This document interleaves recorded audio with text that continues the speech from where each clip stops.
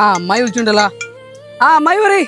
എടാ ബാഹു, ടിക്കറ്റിന്റെ വില കൂടിയത് കൊണ്ടേ കുഞ്ഞോളെ കല്യാണത്തിന് കാക്ക വരില്ല പറഞ്ഞിട്ടുണ്ടാ. കാക്ക വരുന്നുണ്ട്. ഇജ് പറഞ്ഞ ട്രാവൽസിക്ക് കാക്ക വിളിച്ചു. അപ്പൊ കാക്കാക്ക് ബാംഗ്ലൂർക്ക് ടിക്കറ്റ് കിട്ടിക്കണ്. ആ ടിക്കറ്റ് കിട്ടിയാ? അപ്പൊ സന്തോഷായില്ലേ നിങ്ങക്ക്? ബാംഗ്ലൂർക്ക് ടിക്കറ്റ് എടുത്തോണ്ട് തന്നെ ചെറിയ പൈസ ആയിട്ടുള്ളൂ. പിന്നെ നീ ബാംഗ്ലൂരിന് നാട്ടിലേക്ക് വരാനുള്ള ബസ് ഉണ്ടല്ലോ, ഉഷാറന്നല്ലേ?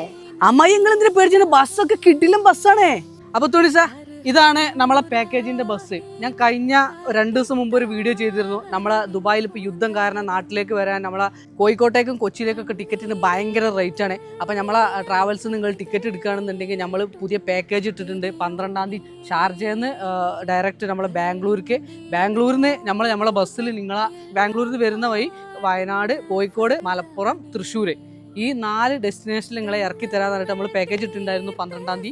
ആ പാക്കേജ് കംപ്ലീറ്റ് ഫുൾ ആയിട്ടുണ്ട്. ഇനി അതിൽ ടിക്കറ്റ് ഇല്ല. അപ്പോൾ ഇനി അടുത്ത പാക്കേജ് നമ്മൾ 16-ാം തീയതി, അതേപോലെ 21-ാം തീയതി, അതേപോലെ അത് കഴിഞ്ഞിട്ടും അടുത്ത പാക്കേജുകൾ കുറേ ഇട്ടിട്ടുണ്ട്. അപ്പോൾ ഈ വീഡിയോ എന്തിനാ വെച്ചാൽ നമ്മളെ ബസ് ഏതാ നിങ്ങൾക്ക് കാണിച്ചു തരാൻ വേണ്ടിയിട്ടാണ്. കാണിച്ചു തരാം.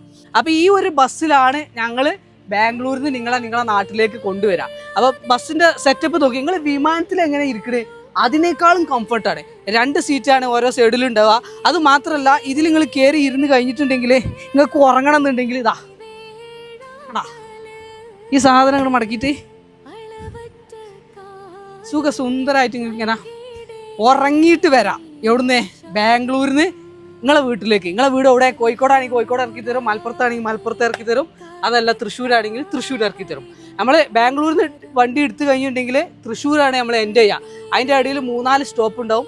അതിൽ എവിടെയെങ്കിലും നിങ്ങൾക്ക് ഇറങ്ങാം. അവിടേക്ക് നിങ്ങൾ ആളുകളോട് വരാൻ വേണ്ടി പറഞ്ഞാൽ മതി.